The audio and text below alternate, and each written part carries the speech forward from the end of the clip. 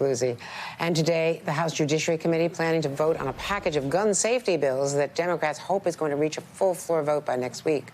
But the key issue is in the Senate, of course, where a bipartisan group says it is making progress towards less extensive a compromise proposal that could pass the Senate, get 60 votes. Joining us now, NBC News Capitol Hill correspondent Ali Vitale, Susan Page, Washington Bureau Chief, of course, for USA Today, and Michael Steele, former Republican National Chairman, former Lieutenant Governor of Maryland, and MSNBC political analyst. Ali, to you, a Democratic aide telling you that what the House is working on, quote, low-hanging fruit, but it still is more than what the Senate would even consider.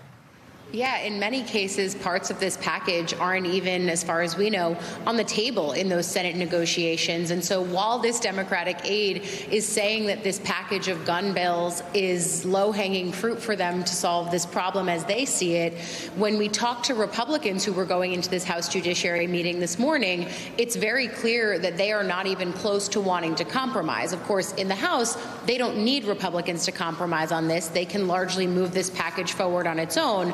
But the question, of course, becomes what happens when it reaches the Senate, because that is, of course, the critical piece for all of this. Those Senate negotiations are happening on their own track. There's different groups of Republicans and Democrats who are meeting. In one smaller group, it includes Senator Chris Murphy and Republican Senator John Cornyn, who has been blessed by Senate Minority Leader Mitch McConnell to go forward in these. But, of course, it's really a moment where this entire building is grappling with something that the chairman of the House Judiciary Committee asked in the hearing this morning, and I'll play for you that question, Andrea.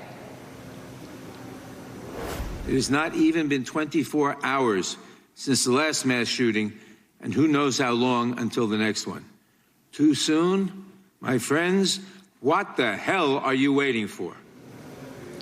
It's a question that I have heard other lawmakers ask in this moment when we keep seeing these tragic mass shootings coming one after another at a really harrowing pace. And of course, it's the central question that the people in this building are grappling with. They're on recess right now, but they come back in town next week. It's why the Judiciary Committee is meeting in an emergency session today so that they can have the pieces in place to send this package of bills to the Rules Committee on Tuesday and then later to the full House floor on Wednesday or Thursday, trying to do things quickly, even if it means hitting a brick wall in the Senate as the Senate deliberates, Andrea.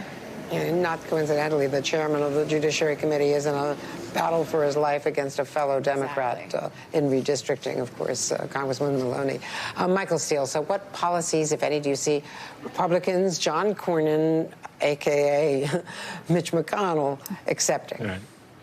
Well, look, McConnell has set the standard and given it to his lieutenant in Cornyn to go and negotiate over school safety and, other things that are unrelated to guns.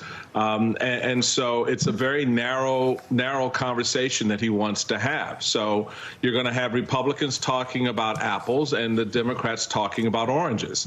Unfortunately for the Republicans, the significant part of this is the orange. It's about the guns. It's about access to the guns. It's about who has access to the guns, when they should have access to those guns. And the narrative, which the Democrats have been very careful about, Andrea, is not around gun control, but gun safety, school safety. And so McConnell wants to talk about mental health and the like, whereas Democrats want to talk about how do we curtail the violence that we see unfolding in our communities, especially in our schools. And that does not broker well for a deal.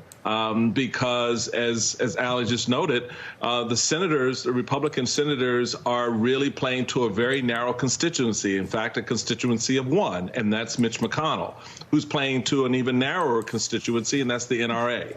And the votes and the money that they bring. And he doesn't want this to become a major hiccup for them on their way to taking back the Senate this fall.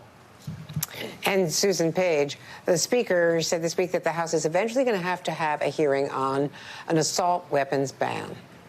That's not come up in either the House or Senate because it's not going to pass.